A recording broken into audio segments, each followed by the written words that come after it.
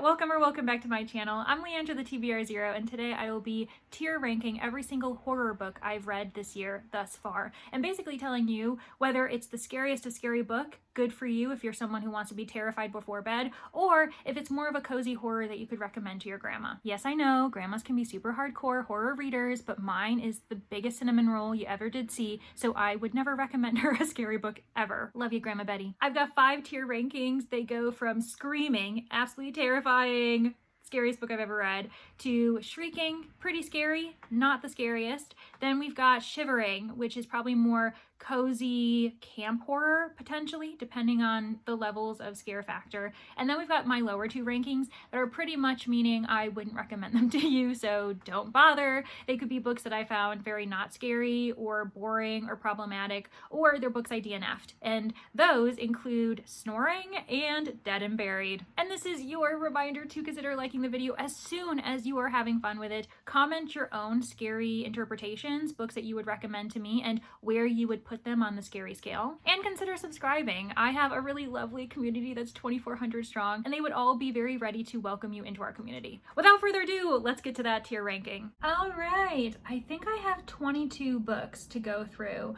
and I've got my 5 rankings, as you can see. We've got Screaming, Shrieking, Shivering, Snoring, Dead and Buried.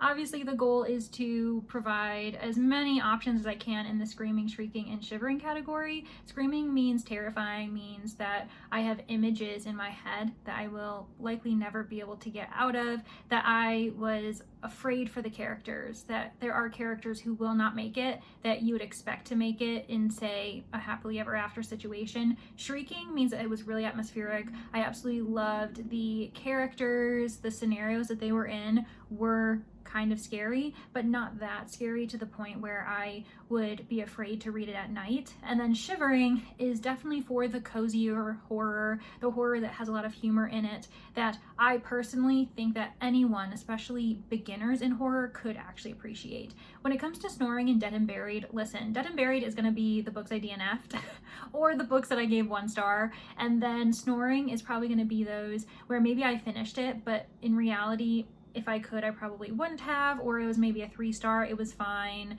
but I really couldn't see myself recommending it too often. I think we've got a good group here. All right, the first one on this list is The September House by Carissa Orlando. Now, this one is your classic haunted house. It actually was super atmospheric. I love that come September, the ghouls, the specters ended up kind of becoming ever more chaotic. And our main character, she just was determined to stay in the house. She was like, we made a home of it, we bought it. I'm not leaving my home. I don't care how scary it is. Meanwhile, as soon as September hit, it starts to bleed. The walls are just pouring with blood, and she's just bopping around, getting used to it.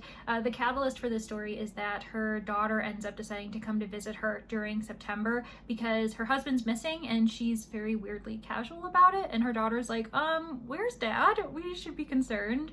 And because she doesn't want her daughter to realize that she's living in a haunted house, she tries to make everything look normal, including removing the planks that are preventing people from going in and out of the basement. So the basement is kind of the terrifying element here. I just couldn't help but get Phoebe from Charmed vibes, because when she was younger, she was afraid of the basement. They did an entire episode. I know, I'm obsessed, it's fine. But for this one, I'm in between, shrieking and screaming. I would say it's more shrieking. I didn't think it was that scary, to be honest. It did ramp up in the end. I was really impressed, and I ended up giving the book 4.75 stars. So I would say this is a book I can recommend to those who are, not complete amateurs, but not extremists when it comes to trying to get nightmares out of your reading experience. Ooh, next is Green Fuse Burning. This is by Tiffany Morris, an Indigenous queer author. I ended up reading this in anticipation for the Amazing Readathon, and I just loved it. It's a novella. It was really great. I will say it's a bit literary, which is crazy that I actually liked it, because I usually am not a huge fan of literary works. Now, as far as it being terrifying, there were some images that I do still think about, but the literary element, I think, just prevents it from being very scary, because it's just beautifully written,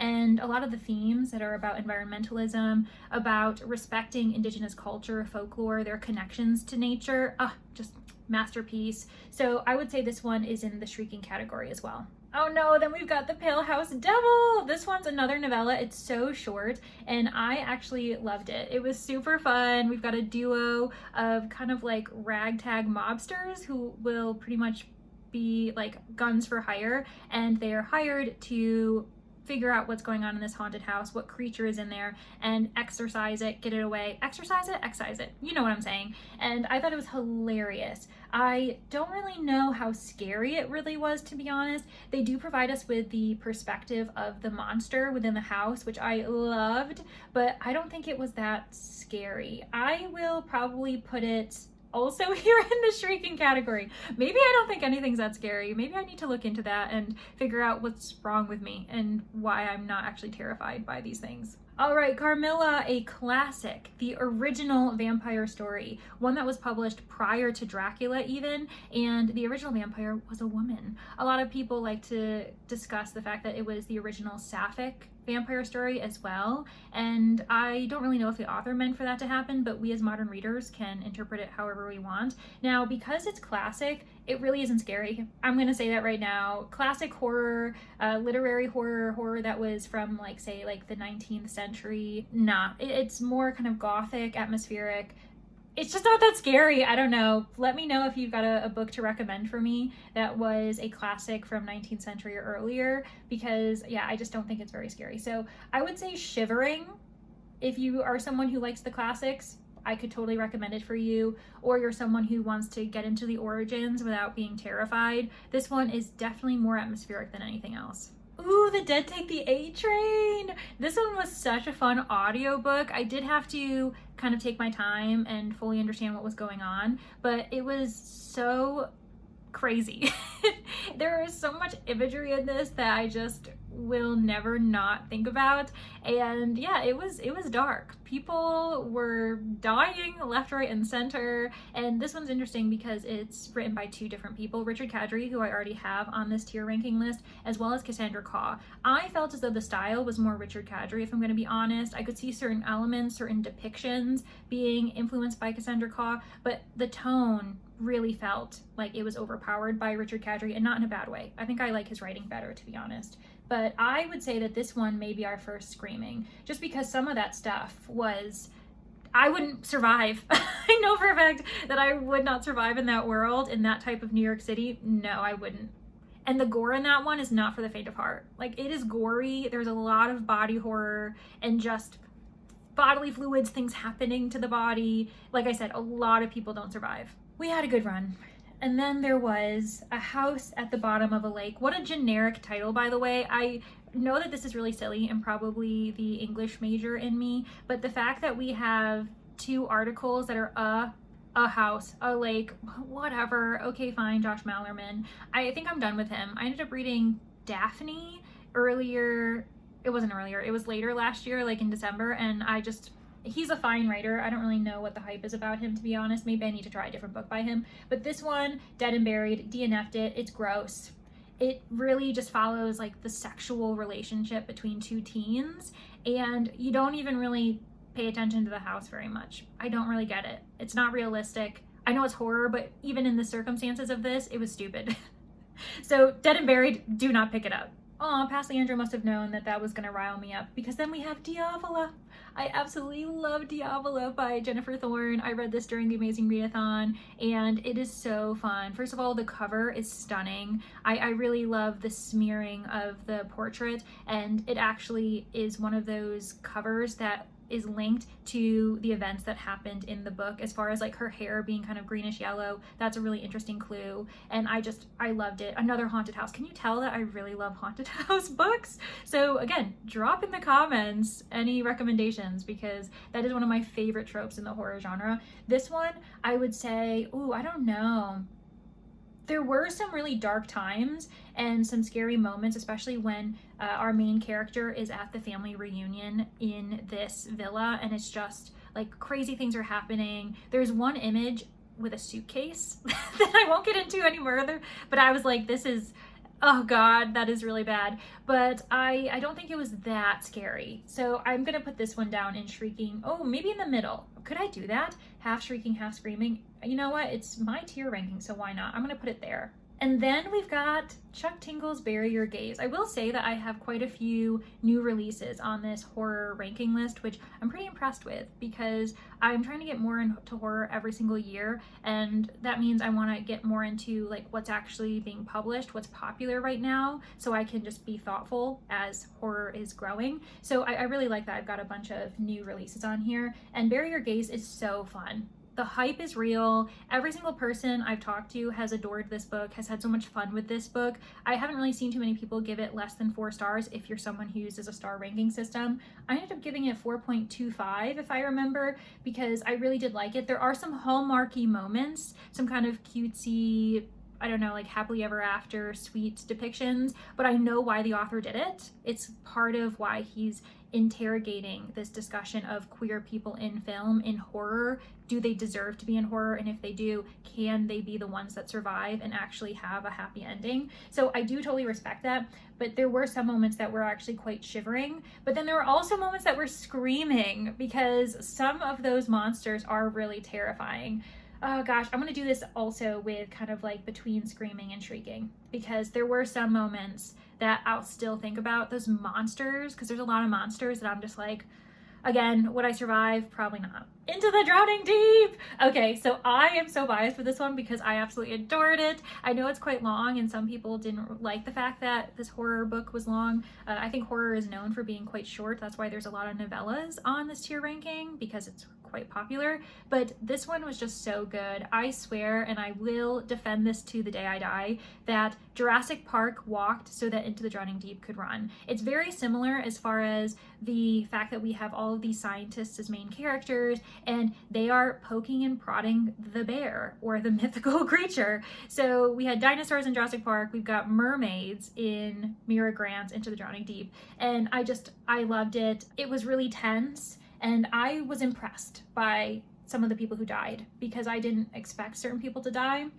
With that said, there are people who survive that are guaranteed, which I think all of these horror novels will have that. As much as we like to argue that horror is like terrifying and unexpected, it's like there are so many tropes that you know what to expect, just like you know to expect certain people will live. So I think I will say that this one is screaming though. This one I was really... The mermaids are terrifying in this book. Oh, and then we have Sweet Little Cackle. Sweet Little Cackle by Rachel Harrison. This one I would argue is cozy horror through and through. It's perfect for the autumnal season. You get the witchy vibes. You also get this really lovely friendship between 2 women. Now, I was more invested in the witch character, Sophie, than I was in the main character whose name I can't even remember. I think I gave this 3.5 stars. I could totally read it again though, which is interesting because I usually wouldn't say that about a book that I gave that low of a rating for, but I would say it's very cozy. So this one, definitely if you're a beginner, read Cackle. It will not be scary, I promise. Oh gosh, Monsterlia, we don't even have to play around with this. That is dead and buried. I hated that book, 1 star. It made me really uncomfortable and not in a good way. I know that a lot of people like to argue that because it's literary, it's allowed to push certain boundaries. And I'm like, no, you fetishized a gay character and you also had a bit of torture in there, which I just can't be with. The only saving grace for that book would have been if we only had the part 1, the main woman character, and it ended the way it ended in her section.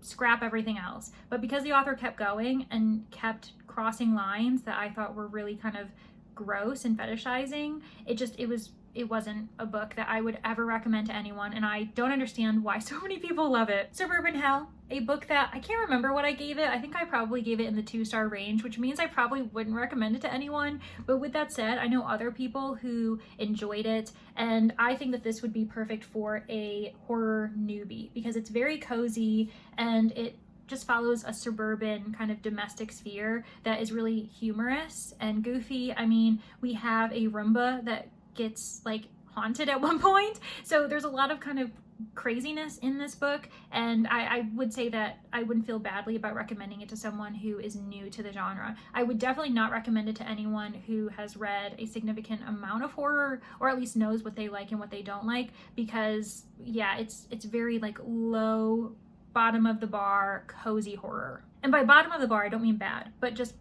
as far as like the screaming scale, no one is screaming while reading that book. Next is Horror Movie by Paul Tremblay. I was on the fence. I wasn't really sure if I actually should put this on the tier ranking because I couldn't tell if it was really thriller, even though it has horror in the title. I decided to put it on the list though, and it doesn't really matter because I DNF'd it. I just couldn't get into it. I don't know. I feel like shaming, embarrassment horror isn't something I'm into. Like, the main character made me so uncomfortable, and he just kept feeling like so much internal shame and embarrassment and like shaming himself. I don't know. It was really weird, and I was like, he just needs to go to therapy. And what's terrible is a friend of mine was telling that Paul Tremblay tends to put himself as the main character in his books. She was talking about the pallbearer, whatever that one is, but I was like, that is what Horror Movie is. Paul Tremblay is the main character, and I hate that all I can do is see him because I just feel badly for him. It's just gross. No, I had to DNF that one. Ooh, and then we have The Night Guest. This one I just read last week. It's a novella. It's also a translation from Icelandic. Hildur Knutsdottir. I would totally read a book by her again. Now, the thing is this one I would only say screaming, or maybe I'll put it in the middle for screaming and shrieking, because it is very tense. A lot of it is almost kind of like a quiet horror because our main character, she can't get a good night's sleep, and then she realizes that her body is moving at night, that she is sleepwalking, and it seems like someone else is in her body doing things without her control. And I do want to preface this by saying that there is a content warning for cat death, and a lot of people did not like that. I'm someone who adores cats, and yet for some reason not that I wasn't bothered by it. It was horrific, and it did make you look at the main character, at the story differently, but I thought it was done tastefully and purposefully. It made sense for the story. It also has an ambiguous ending, which not everyone will be a fan of. I was totally fine with it. I really enjoyed it. I think I ended up deciding to give it a 4.5 star because it was so good. I want to own it. But yeah, so the reason why I'm saying screaming is just because there is animal death, and that can be something that people will scream about. So there we are. Oh my gosh, How to Make a Horror Movie and Survive by Craig DeLuey. This was my first experience with this author, and I loved it. It was so fun. There were so many campy moments where the characters were self-referential, where the author kind of broke the fourth wall and addressed certain tropes. I would say what's really funny about this is the fact that we have Horror Movie, Bury Your Gaze, and How to Make a Horror Movie and Survive coming out all in the same year. We see those trends a lot in publishing. It's really fascinating when you kind of look at it and being like, what's going on here? Why are we all on the same page when arguably we all have different creative licenses, different brains? So anyways, that's food for thought on a different day. But I would say that Chuck Tingle's was a bit more social commentary, a bit more addressing specifically queer voices, gay voices in the horror industry, whereas How to Make a Horror Movie and Survive was just like embracing the chaos of the 1980s and trying to fight against the tropes that were already being built and solidified in the 60s, 70s, and then finally in the 80s. And then, I mean, we've got the Scream franchise, and our main character in this is a director, and he wants to make a horror movie that actually is terrifying, and he pretty much gets his way. A lot of people die, and even though I was laughing a lot during this book, it was really scary. So I would say, I don't know, I'll put it in screaming as well. I think that that's good. A lot of body horror. I would say that the higher up on the list it is, the more body horror there is. And then there's Annihilation. This one I'm gonna put in snoring, mainly because it's a really tough book to recommend. It's sci-fi horror, and the pacing is quite slow. The main character is also very confused a lot of the time. There are timelines that are blending in, and she is struggling to fully be certain of what her own motivations are, why she's in Area X, and what she can do moving forward to just continue to survive and figure out the mystery behind this kind of like flora fauna nightmare. And while it was interesting and some of the descriptions were lovely, in the end I just was like, what am I supposed to take from this? I know a lot of people adore it, and I've also been told that you really need to read the entire trilogy before you assess anything about the books, but unfortunately I've only read the first book, and it was fine. I think it would be really hard to recommend to people just because it is pretty boring for the most part, even if the writing is impressive at times, and it isn't scary though. It's just mysterious. And then we have Murder Road. This was another one that I wasn't really sure if I should even put it on this list, because Simone St. James is kind of known for providing like mystery thriller with a little bit of paranormal, supernatural elements. But on Goodreads, a lot of people slotted it in for horror. So here we are. Again, doesn't matter because I DNF'd it. Honestly, I probably DNF'd it before I even got like a couple chapters in, because it's just something I've realized that Simone St. James is not for me. I've read 2 other books by her. Both of them got 2 stars. I thought I would give this one a try because it was her newest title, and I thought it was styled a little bit differently. I was wondering if she had grown as an author in a way that I would want. Not that she needed growing, but just in a way that I would really like to see her write, because her premises are usually really good. Like, I'm really intrigued by the storyline. It's just that the characters don't pay off, and then the endings are just not very satisfying and pretty like basic, to the point where I would have had a better idea in the end, a more complex idea in the end. And so anyways, that's kind of my thoughts on Simone St. James. And it started off so wackadoo already, and there was this main character who was like, you're asking me to believe A, B, C happened, and then this and this and that.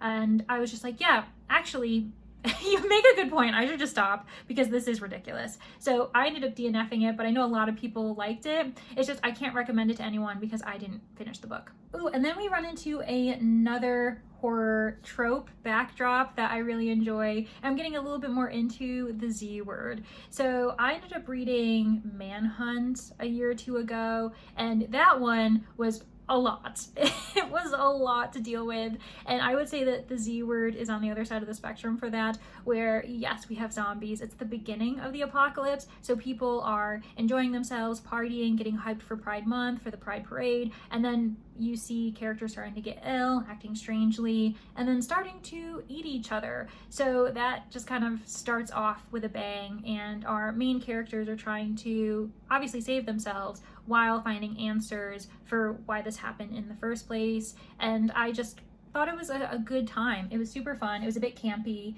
and that's probably why, while there's some body horror in it, maybe I'll do this. I'm gonna put it in Shivering and Shrieking, because there is some gross like scary things that happen, but for the most part I just thought it was fine and kind of like a fun time, something you don't really need to take seriously. But I will say that this, as well as a couple other books I've already talked about, do have some sexual content in there that you're going to want to be aware of. So the Z word, Diavola has a little bit, The Dead Take the A Train has a little bit, and I think that's it at a glance. Now, did it, obstruct anything with the plot? No. I would say that the book with the most sexual content actually is the Z word. I just know that some people find that to be a content warning they want to avoid, especially if they don't like to see, sexual things in their books. So just keep that in mind. Ooh, and then we've got The Fullcroft Ghosts. This one was recommended to me by Bree from Four Paws in a Book. I wasn't really sure what I'd expect. I was nervous going into a Darcy Coates because I know that she really enjoys that author. A lot of people enjoy that author, but it was another classic haunted house. And what I really liked about it is that we had 2 main characters who were children, and they were trying to figure out what's going on and also cope with the fact that their mother is in hospital. So I really liked the backdrop of the house, the property, the town, and the fact that we've got 2 young protagonists, which none of these books that I have already talked about really have children as main characters. Now, was it terrifying? Absolutely not. I would actually say it probably would be a really good beginner book. So if people want to get into horror and they're not really sure where to go, I would say Fullcroft Ghost is perfect. Now, is it cozy horror? Absolutely not. But I do think that the atmospheric tension takes the forefront, which is a bit more digestible for people who aren't big horror readers. And then we have Welcome to Night Vale. I love this book so much.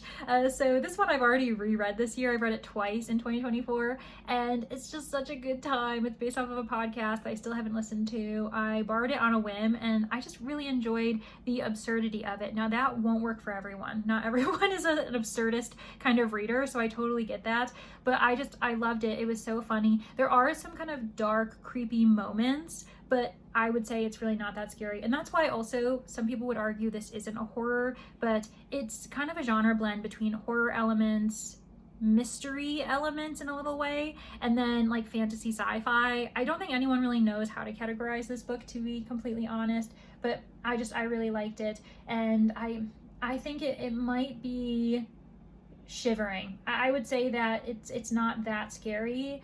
I can't think of too many moments in which I was like, oh my gosh, I'm terrified for these characters' safety. So I would say shivering is the right category. Ooh, and then there's Ghost Station. Oh, this is tough. So I ended up reading Dead Silence last year. Absolutely loved it. It was so fun. I buddy read it with Danny Dabbles, and we were really excited to read Ghost Station this year. We ended up buddy reading it again with Nell Diamond. The three of us did. And unfortunately, it just kind of fell flat. I'm gonna have to put it down into snoring. There were some really great tropes, some great scary moments where you weren't sure what to believe, where the characters were harming each other, themselves, and you just felt as though the characters were being watched the entire time.